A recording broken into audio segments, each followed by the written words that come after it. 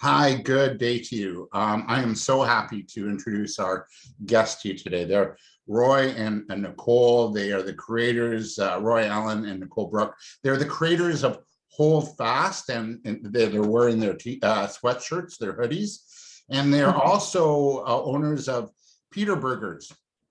Hold Fast is a grassroots movement opposing the disastrous and harmful mandates that Canadians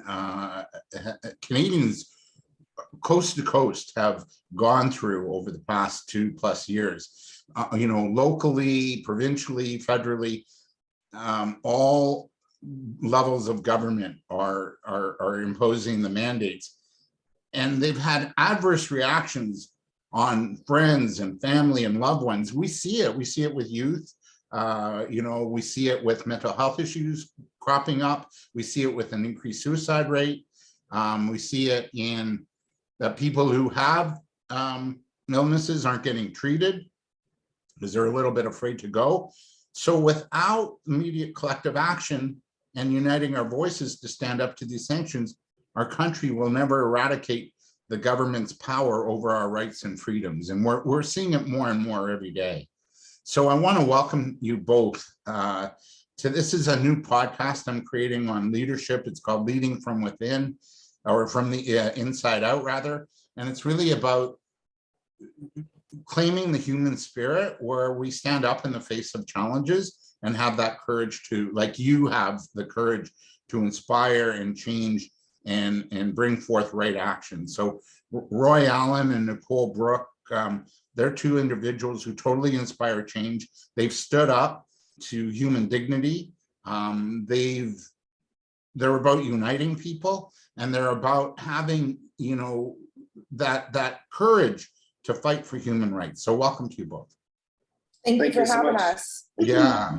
So I guess my first, and I got a few questions here already. How does two mid-market Peterborough restaurant owners have the courage to stand up to the recent government mandates of masking and vax passports and asking businesses to do the government's policy bidding, because that's what's been happening, or, with the vax mandates, the businesses are doing, what the government wants done. What is it in both of you that had you take a stand and say, no, not our restaurant business, we're not playing this game? What was it in you both that Well, triggered for you? myself, I can only speak for myself. Personally, the only real explanation that I have for that is, without going too in depth with my childhood, is that I was raised to be a fighter, per se, in my beliefs. And it's been a very long journey with me doing that, basically my whole life. I'm a very strong believer in, doing what's right. And when this started happening, I don't have it in my genes to not stand up and fight for what I believe in and what I believe to be right. So for me personally, I think that definitely stems back to, my upbringing in my childhood and the challenges that I've overcome individually as a person, that there's not very much that scares me. And I don't really care who it is, whether it's the government, whether it's the prime minister, whether it's the president, whether it's the mayor. I don't care who it is. I will always stand up for what I believe in and what I believe to be right, always. So that's where this came from personally for me, is knowing with every ounce of my being that what's been going on and what was happening was wrong. Yeah. And Roy, where did you access that, that mojo kind of, so to speak? From her. In all honesty, it's I have to say, from my personal feeling, that it's not courage. I don't feel that we have the courage to stand up when others don't. I just think that this for us it's a no-brainer. In my life, I've fought for stuff before. In my life, I've done a lot of things wrong before. And it's just, I think at this point in my life, I have to be able to look myself in the mirror. And there's many times in my life I couldn't. And if we weren't doing what is right for what we believe, and treating people with dignity and treating people with respect, I couldn't look at myself in the mirror, and that's just no way to live a life. Yeah, I agree. I talked before we started our chat today, that I do work with business owners, and I've noticed so many business owners being affected over the past 2 years. How did the past 2 years affect your business? And maybe take us through a bit of a timeline on that. Oh, that's interesting. When we first opened up, we were very community orientated. Everything that we did, we really based our business, we based it around the community, hence our name, Peterburgers. We did a lot of, we had a burger on the menu that was for Peterborough Strong. We donated $1 for every sale to Peterborough Strong in the opiate crisis within the community. All of our burgers were named after Peterborough. And, at the beginning, we were doing really, really well. When the pandemic hit, we were only open for 3 months before everything started, coming out, all of the mandates and capacity limits and shutting us down and everything like that. It was really difficult for us because we knew how much of the city we depended on and how much of the city we wanted to give back to the city. And, it started affecting us drastically. Our sales, people were afraid. We were afraid at first. We abided by, we shut down the business for 2 weeks, 3 weeks. When they came out, stay home, what's going on. And during those 3 weeks, did you lose us? Yeah, just for a bit. Okay, sorry. During the 3 weeks, we, that's when we really started paying attention and seeing that this just wasn't making any sense. And to be honest with you, we did everything that we possibly could to the business going, to keep people coming in, to make them feel safe. And, it just wasn't working. We were losing tremendous amounts of food, money. And every time we ordered food, Doug would lock us back down again, and it's, you can't afford to have that kind of losses on a regular basis. Yeah, and food lasts only a short time too, right? So exactly. Yeah. And everything we have is fresh and locally sourced. So it's not freezers full of stuff here. So exactly. Yeah. And when we started speaking out about the mandates, we started, slowly doing more research. We were scared. We're a new business. We've only been open for 6 months. What do we do here? We started listening to, the people in the community who were standing up against it, ultimately getting in touch with them. And then we were just like, we can't be quiet about this anymore. We can't keep shutting down. This isn't what they're saying it is. We don't believe it is. This is ridiculous. And then ultimately we started getting, good support, and we were doing pretty well. We were doing very well, especially towards the end. The end in terms of in the early days, or just like, when they shut you down again in the fall, this like 2021. It was a progressive climb for sure. It was progressive. Once we spoke out against the vaccine passports, we were at capacity every day, all day. Wow. That was it. There was a lot of people that realized they weren't alone. There was a lot of people that found out that they had a place to go with people who thought the same as us. And just the fact alone that people weren't being judged for not taking a medical experiment. That's right. And we weren't going to ask them for their personal medical information. People wanted to come in who were vaccinated. That was fine. People, who weren't vaccinated, that was fine too. We didn't ask them. We didn't make them feel uncomfortable trying to provide us that information. So yeah, we did well. We did well for a bit, and then we were shut down. So. And so when did you realize, like, how soon into this, like the, the 2-year timeline, did you realize that the government policies were a big overreach? Because I personally, I feel they are, that it's a bit, yeah, it kind of like what happened is given them like almost total control on every aspect of our lives now. When did you start to, realize in the game that this isn't right? It didn't take long. I think we started questioning what was going on very quickly. But as soon as the small businesses started being closed, restaurants, you have to close your indoor because of transmission. But then, Costco, Walmart, everything else were lined up around the block. It was like, wait a minute, no. So if I sit down, COVID can't get me, so I can take my mask off. It was just like, come on. It was, so that part did not take long at all. Yeah. Yeah. And the LCBOs were open and there were lineups.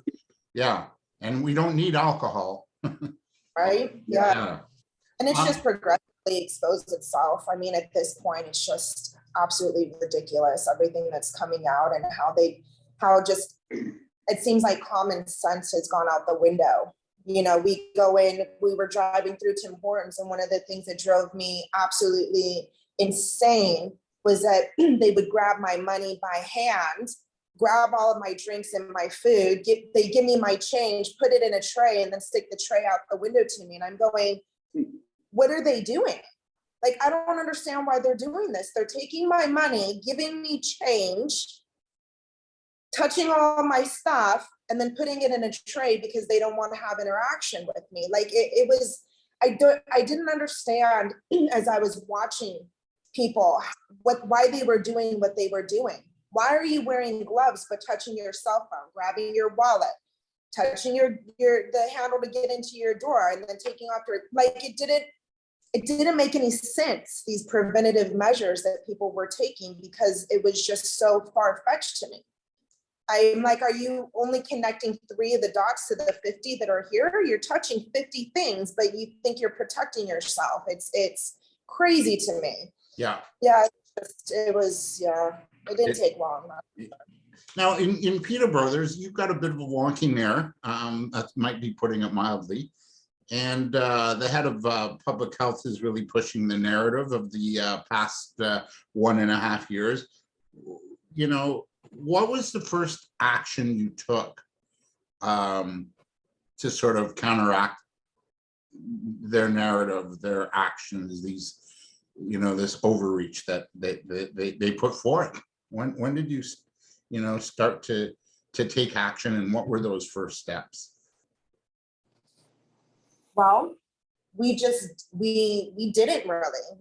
take action, but we weren't doing the mandates. We just weren't doing it. I mean, we certainly weren't quiet about it by all means. So, I mean, we just ran business as usual. The main thing that we've been so proud of with our restaurant is that every single health inspection we've ever had, we've had 100%. We have not ever had one mark against us. We have an extremely clean restaurant. Anybody who works in restaurants or services restaurants know that the majority of restaurants, including the big chains, are disgusting. Our restaurant is open concept. You can see the full kitchen. We take great pride in the cleanliness of our restaurant, and we do everything properly. So we ran our business because one of the most sanitized businesses should be restaurants, long before COVID was ever heard of. Right. We already sanitized our tables and chairs. We already sanitized our counters. We already sanitized our bathrooms.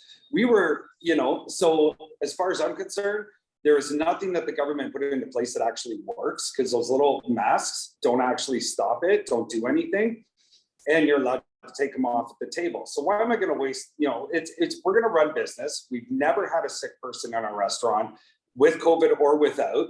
We've never had outbreaks. We've never had any type of food poisoning. We've never had anything.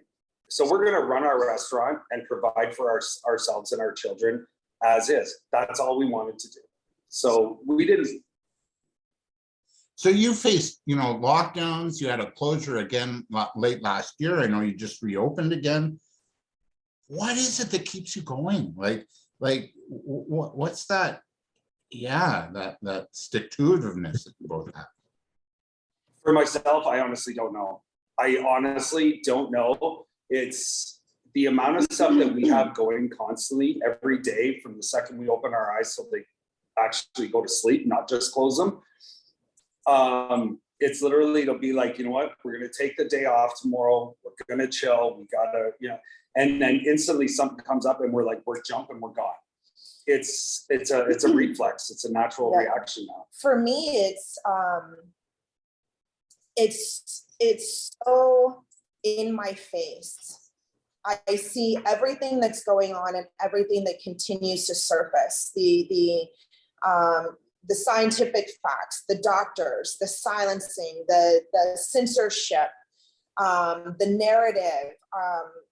For me, it's too important.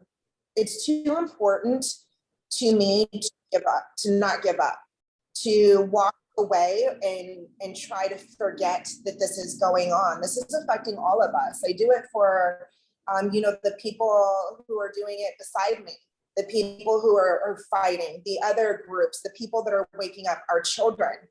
I'm doing it for our children, and I cannot give up. I can't give up. And the corruption, the tyranny, the Coercion.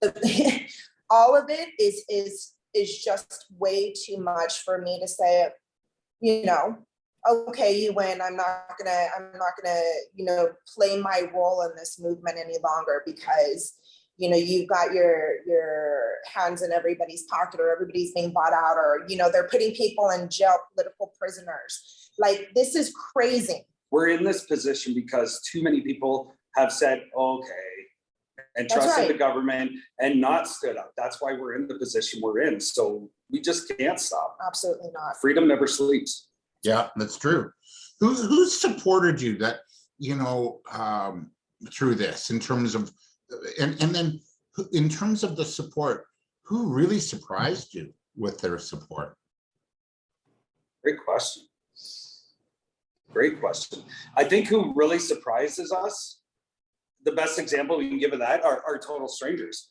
When we first started speaking out, and we got the threats that they were and shut us down, people drove from all over Ontario and showed up here at the restaurant, people we've never spoken to, never met, and stayed here, lived here in their cars, wherever, for 9 days and supported us. People we've never met, never known, just heard about us and said, we're going to support them. Now we have this amazing family of people that it's like we've known for 100 years. Wow. Yeah, and that was the most surprising, because we never expected to have the support. I don't think. I mean, everybody felt alone at the beginning, right? We felt very alone. And so we're the only business, only restaurant in Peterborough. There was one other business that stood up, but outside of that, it was like, okay, well, you know what? Here we go. And then all of a sudden, you've got just so many people that have your back. We couldn't have done it without them. Yeah, it's amazing. And then on the flip side, who's really surprised you in not a great way? I know you're pretty vocal about the mayor and then the public health official, but is there somebody that, like, wow, I didn't see that coming? Yep, we have a guy that was actually at our wedding, who is one of our biggest haters. I have an aunt and a cousin who are a couple of our biggest haters that are giving haters and public health, giving them my personal information, trying to throw us under the bus. So there's been a few that have been, I don't even know if I'm really surprised that they disagreed or surprised on how they feel. I'm surprised with how dirty they are about it and how evil they are about it. We've had quite a few friends that, respectfully, we disagreed on this stuff, but then still, we never, we respected that. Okay, that's your choice, whatever, that's fine. This is mine. And I thought that was situated. That ended up being such disgusting Uh-oh. Yeah, There we no, go. So- I've got the audio, just the video. Okay, just such disgusting, dirty pool that they play, and just straight evil, and Yeah. it's horrific. That's I guess the worst part is That's how been more shocking to how me. horrible people can really be.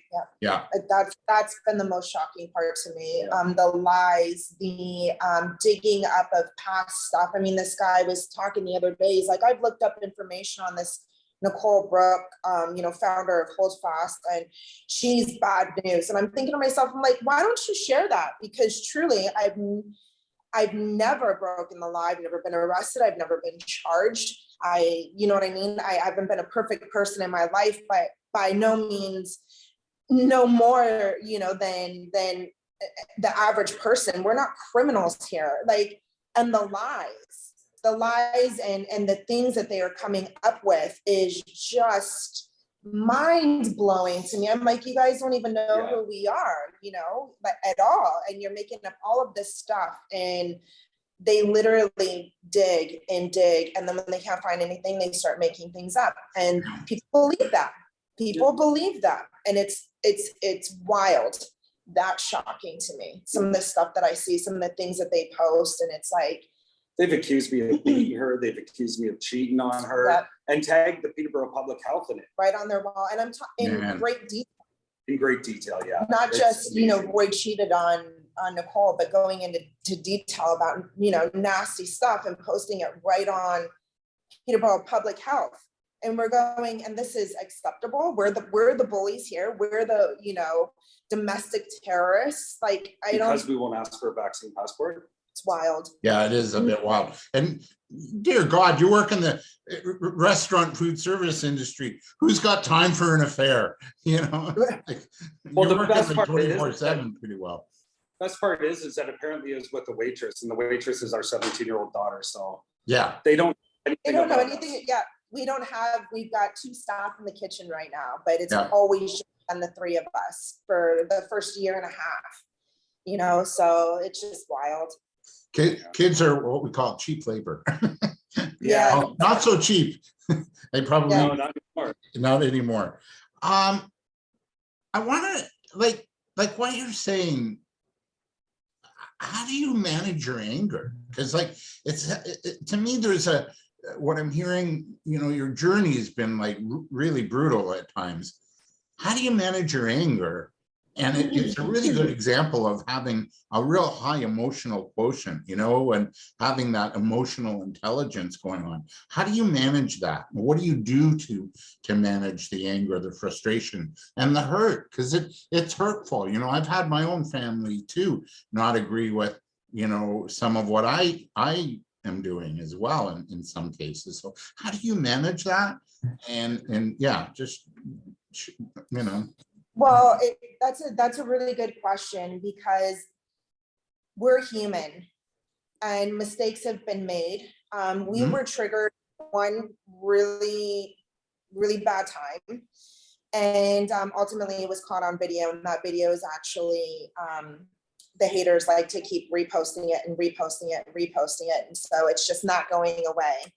And at the end of the day, the video was really misconstrued. The first 5 minutes of the video wasn't actually recorded. So they didn't know what triggered us up to that point. But, we are only human. I can only say really that one time is when we were triggered, but for the most part. The one time they called me a Nazi, I could have moved forward. My grandparents are from Holland. They lived through the war. They were in camps, and to call me a Nazi, that triggered me. Yeah.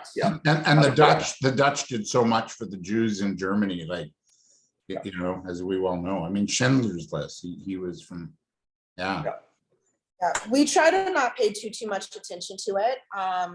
We keep focus on what we're doing and who we are. We do believe that everybody eventually does get exposed for who they truly are, and we know who we truly are. We're not afraid of anybody exposing us. Like I said, that one video kind of went viral. But we were there. We know exactly what happened. And it wasn't terrible, but it was we were triggered further than what we typically are triggered. But yeah, to be honest with you, it doesn't really bother me too much on a personal level. Now, when you start talking about the things that the mayor's doing, and the city's doing, and the police department is doing, and Kawartha Now, Peterborough Examiner, that kind of stuff pisses me off a little bit, because I believe that they are brainwashing people to believe their narrative. And I feel like that is one of the biggest problems in this fight. And so ultimately, what I'm just going to keep doing is I'm going to keep exposing them. That is probably the most that I can do. That's the best thing that I can do, is keep looking in, keep exposing them. And I'm going to expose them, because they think that they're untouchable because they have this power almost. I'm the publisher and editor of a newspaper, or I, run city market hall, or I'm the mayor and I've got all these people. I don't care. That doesn't intimidate me at all. I'm not going to not call you out. And so I don't really get angry per se, but I do focus a lot of my time on looking further in depth into things and figuring out how and why this is happening. Yeah, it's almost unfathomable how that really has happened. The other thing I think with you too is you both have a real capacity to love humanity, to love freedom, and also self-love, because you really need to have a healthy dose of self-love, especially when you're facing derision and backlash and what people have been doing. Where does that come from? Like, where does that self-love,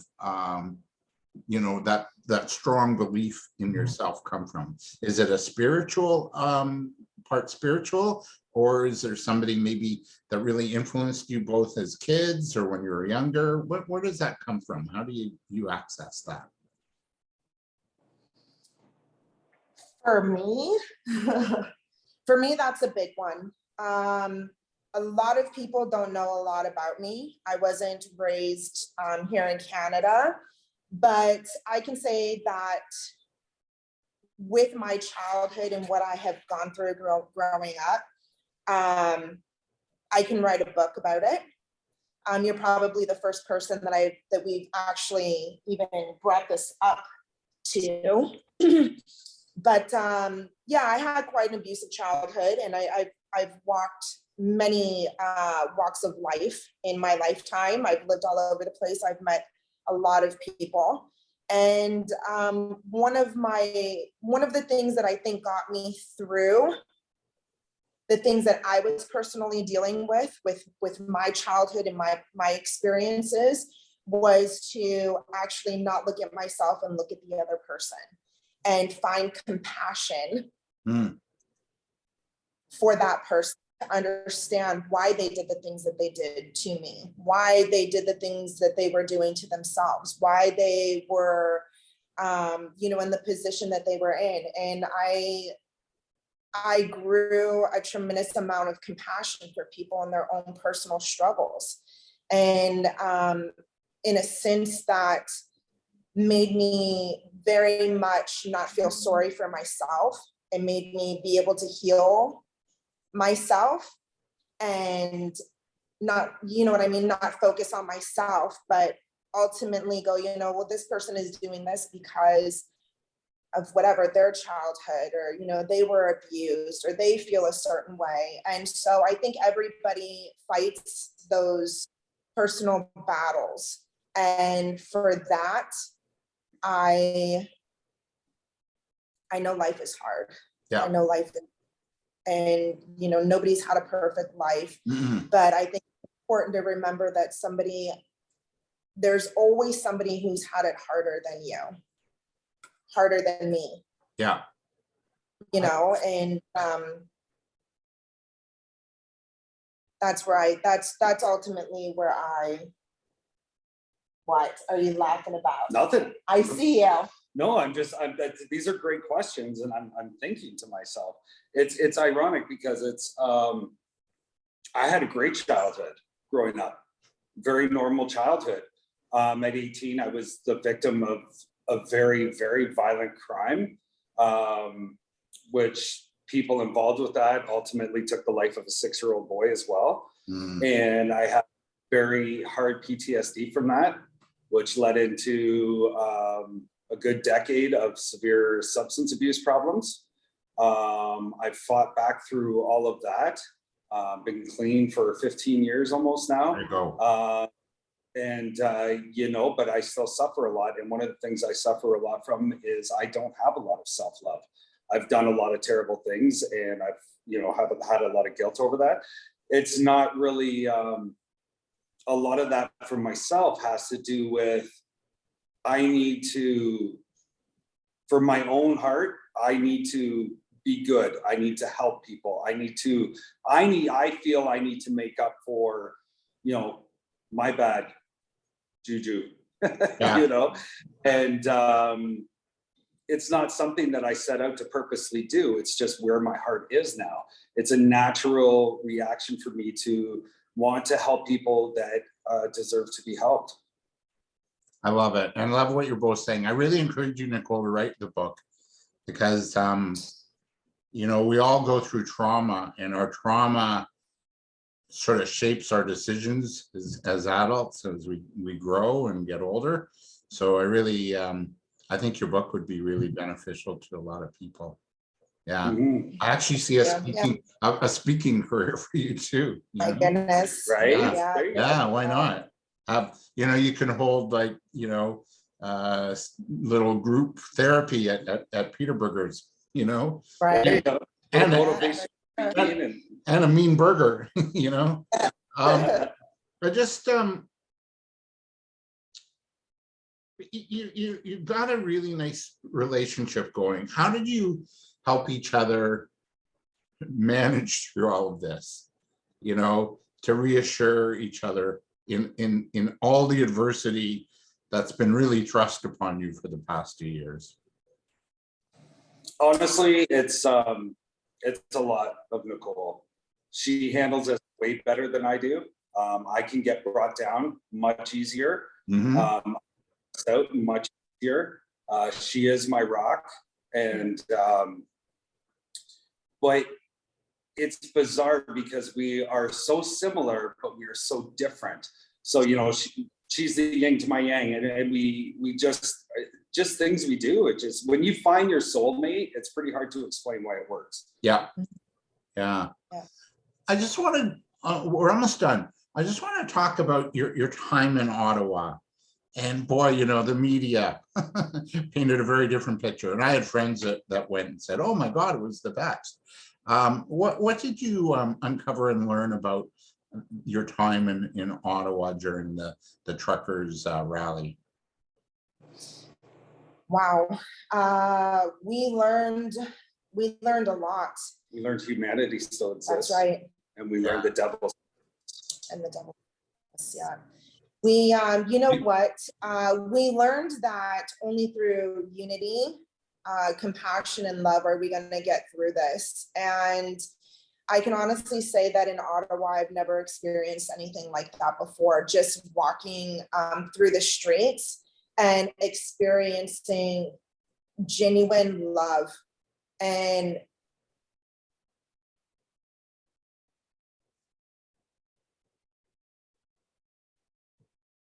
Okay, we just lost the feed, so hopefully they'll be right back. But we're speaking with Roy Allen and Nicole Brook. They own Peterburgers in Peterborough. You heard about their journey with their restaurant and how they didn't necessarily adhere to government policy and mandates. Not policy, it's actually mandates. It wasn't even a law. about, you know, not checking people's passports and, you know, really believing in freedom and, you know, that humanity can govern itself accordingly. So we've been in a really nice conversation with them about their journey with their business in Peterborough, the support they got, but also the challenges that they went through. So it's been an amazing ride for them. And they were shut down again in late last year, late 2021. And I guess that allowed them the freedom to go to Ottawa and cover the rally. And we're going to talk to them about their experience here. They're coming back. Hey, welcome back. There we go. Oh no. I know, it's okay. I covered. So yeah, we're just talking about, you know, what you experienced in Ottawa, and you were kind of alluding to the fact that, you know, you experience unity and love, and then it's that unity consciousness and that love that's going to sort of help us as humanity as a whole turn the corner. Yeah, exactly. That's yeah, we woke up the world, and that was yeah, I mean, there's really hardly even any words to describe how the feeling, and I think everybody that was there experienced it. It was so beautiful. It was so complete strangers loved one another. It was literally what liberal is supposed to mean. Everybody loved each other. Everybody took care of each other. Everybody supported each other. There was no violence. There was no anger. There was no, you know, it was just absolutely stunning. I have never been so proud to be Canadian after what I witnessed there. And it was just so, we were, you know, all this fake news. There was so much food brought in. There was food tents every few blocks. The homeless were coming and getting as much food as they wanted. Extra donated to shelters. I can promise you that the homeless community and the people who unfortunately have a lot less in that community have never eaten so well, have never been so well taken care of, and definitely have never been fed or taken care of by the government the way they were by the people in Ottawa in those 4 weeks. Yeah. It was absolutely amazing, followed by the most horrific, disgusting, violent behavior I've ever seen, which was brought on by the government. Yeah. Yeah, it was brutal. And you know, as you know, I interviewed Tom Marazzo, and he was front line in that, and he said, I almost reacted, you know, violently, and he had to pull himself away. And I guess it's kind of a mob mentality that takes over. And he said, no, I had to pull back, but he was shocked by that. And I think we all were, who were watching online, were in shock and so disheartened that it got to that level. And yeah. Yeah. You know, one of the biggest things, we were there when Candy was trampled by the horses. There was no bike thrown. The lies and everything that came out. There was a gentleman there, and we were also there, and he was on his knees praying, and he had a heart attack. And the crowd was trying to help him, resulting in the police pushing even harder. So the crowd backed up so that the police could try to help this gentleman who just had a heart attack. And the police grabbed this guy, handcuffed him, smacked him around, and here he just had a heart attack, ultimately dying. And they dragged him over to the paddy wagon until it wasn't until then that they realized he was dead. And that is, there's no justification for that whatsoever. None. There was a young lady who got hit with the baton, and it broke her arm. And she came running over and she's like, my arm's broken. And I walked over far from where everything was happening, went to the Parliament police. I'm like, this young lady over here has got a broken arm. Can you call for some medical? And the cop points up at the SWAT team. He goes, why don't you go ask them? I said, do you want me to go up into there and ask them for help? You're standing right here. She needs medical. And the cop shrugs his shoulders and goes, told you not to come here. Oh boy. And that used to help her. I can tell you right now, and I understand what Tom's talking about, because if I'm walking down the street and I see somebody standing there and a bunch of people just start jumping on them, beating the hell out of them, I'm going to jump in to try and save that person. And that's exactly what happened. People holding signs that said, we love you. People on their knees praying. Shuba out of the truck on his knees, and like 6-8 cops beat the shit out of him. Yeah. The veterans getting the shit kicked out of them. Yeah. There is no excuse. There was no violence until the police, disgusting. who on many occasions have been caught bragging about it, until they came rolling in under Justin Trudeau's orders. There was zero violence. And you know, it's yeah, it was disgusting. Have you ever go ahead. Have you ever seen such darkness in your life? I know, I guess you did as a younger guy growing up. I have, but the people that did the things to me that's the kind of people they are. They weren't people that we looked up to be protected by. Yeah. So no, this is far more dark as far as I'm concerned. They were much more black hearts wearing badges than the people that stabbed me and so on and so forth. They had far darker hearts. I like your MP. I think she's kind of, she videotaped herself and walking through the time and the rally in Ottawa, and she seems to me to be a bright light, so I don't know if you agree with that, but I think Michelle has Ferrari. Yeah. You know what? It's been made very clear to us that Michelle has a job. And we respect that job.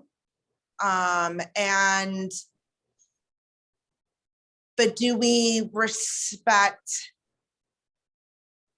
how she's working that job?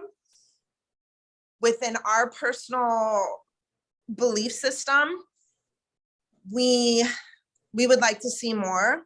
Like I said, I don't think I have a gene in my body that can't speak up or stand up for what I believe in, regardless of the consequences. And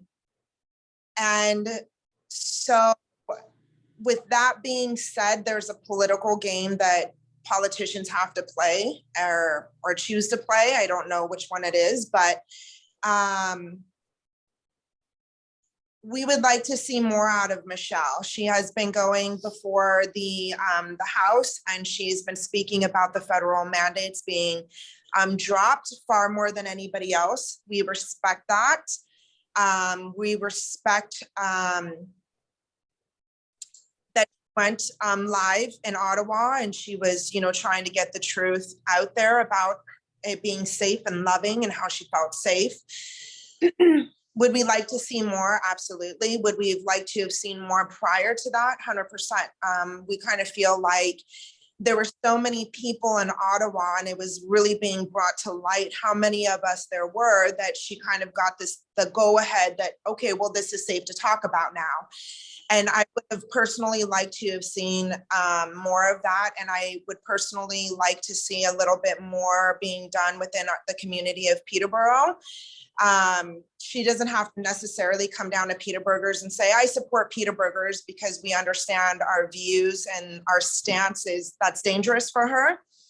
However, there are still things within the system within the city that could definitely be addressed. So it's kind of like there's other owners in town, restaurant owners and business owners that have messaged us saying, we're 100% on your side, but we have to comply because, I can't afford to lose my restaurant. Right. Or, I agree with you fly 100%, but I got all 3 vaccine shots because, I can't lose my dog. That's We had somebody the other day, because we've been traveling around and we've been trying to get a lot of the people who are Pierre Polyev, Tom Marazzo, Jim Corholios, Roman Baber. We've been trying to get a lot of these people, stream them live so that people can make decisions for themselves. Anyways, we had a lot of people are starting to get a little bit blinded by our posts and thinking that we're supporting these people when we're really not endorsing any of them whatsoever. Want to get their information out. Pierre Polyev being one of them. And I'm going to be the first person to say this right now. He speaks up and he says that he, stands against the mandates, and, he wants them dropped, and he's really reaching towards the freedom movement and whatnot. But then he goes out to Alberta or BC, and he runs he does like a town hall, but right. You have to have a vax pass to get in. And the mandates were still in place there, and therefore the place was, asking for the vaccine passports. I understand how that happened. I understand that was out of his control, but for me personally, if I was Pierre Polyev, I wouldn't have gone outside. I would have been like, okay, I would have figured another way to have done it without going that route. And I believe that is what these politicians need to start doing, and they need to start. Stand up or don't. Yeah. Exactly. That's what I'm hearing. We need a real big dose of courage, and then we need that courage to start to take shape, I feel. And then, stand up or don't, and that's right. Walk the talk, like 100%. Because I feel you have a mission, both of you. Like, do you feel that? Like, do you feel like maybe it's not an announced mission, but you have a mission about your work. You have a purpose to what you're doing, both at the restaurant and both, on social media. I think the restaurant we thought we were opening was, our introduction to our first business is not. I think the restaurant came about as the platform for this fight. Yeah. Do we know for sure what it is yet? We don't, but we definitely believe that we've been put in this position for a reason. And, our path is constantly kind of, altering. And, right now we believe that with everything that we've been experiencing over the past 2 years, we need to be able to tackle things that we can accomplish. And I think that our focus right now, for me personally, is to bring it back into the communities and start municipally. And I think that that's where I'm focusing my attention on right now, because it's so important. We want to go after Justin Trudeau. We want him to resign. We want him, we want all these things to happen. That's so heavy. That's serious legal stuff that we are not educated enough on to be able to tackle ourselves as citizens, but something that's more reachable is to look within your own community. Look at your MP, look at your mayor, look at the police department, look at your city council, and see what they're doing. And a lot of people, we've lost sight of that. We haven't been paying attention within our own communities and our city. So right now, that's the path that we are on personally. We'll always support, the rallies, Rolling Thunder, or Poutine Fest this weekend. And, petitions federally, provincially, we'll people. We want to support people that need support in this, the people that feel alone, people that are struggling with their mental health through this. That's how we do all this. Yeah. But at the same rate, I think if there is a goal, we don't know how necessarily we're going about it all, but is every person that has hurt or damaged society with lies and corruption, we want to make sure they're held accountable, starting from the bottom up. Yeah. So a year from now, what would you like to see have happen? That's my last question. Man.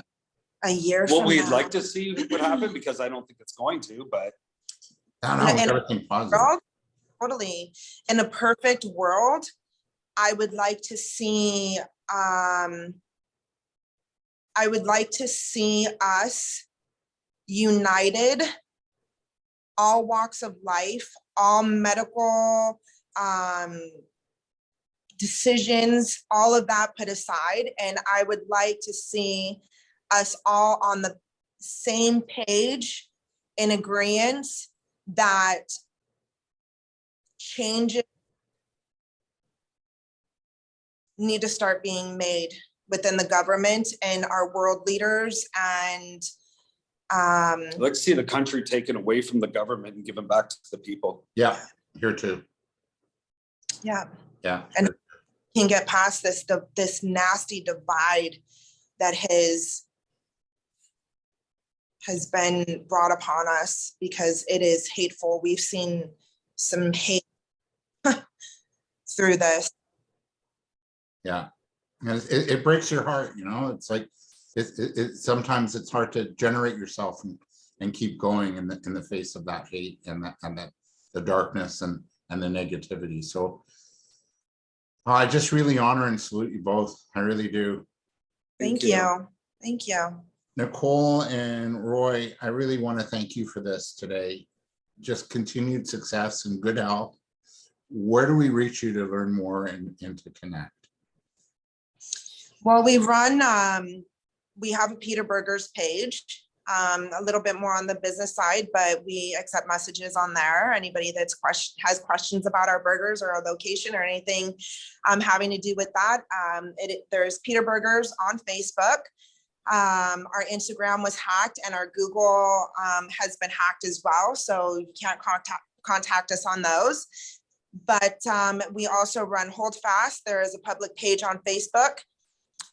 There's a private group on Facebook. We have Peterborough in the Court, the Businesses Against the Health Pass, which is also a private group on Facebook. And we're also on Twitter and Instagram. So Hold Fast. We have a TikTok. Hold Fast. Pretty much on any social media platform, you can reach us. I just really, again, I really honor you. I honor your commitment. I honor the effort and the work you put in. And man, it's like, it's incredible what you're doing, because, you know, it's not like, oh yeah, we run a restaurant. That's enough for most people. But then you've got all this that you're doing, and you have a family and kids and teenagers, and we know what teenagers are like. So and the energy that deserves. So I just really honor you and just send you good vibes moving forward. Thank you so much for this today. Appreciate you having us on. Yeah, really yeah, it was a joy, and we'll do it again soon, okay? And get an update as to what's going on. Sounds good. That was Nicole and Roy Allen and Nicole Brook, two individuals, again, who are really inspiring change, standing up in the face of a lot of adversity, a lot, and still making it happen and pushing forward on so many levels. It's really hard to imagine. I hope you enjoyed this episode of you know, our leadership within podcast.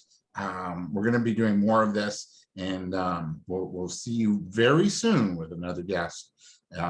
You know, I'm kind of just to let you two know, and people watching or listening, I'm very in the beginning stages of this. So this is like, what do you call it? It's going to be organic, and it's probably going to be a little bit of, you know, trial and error.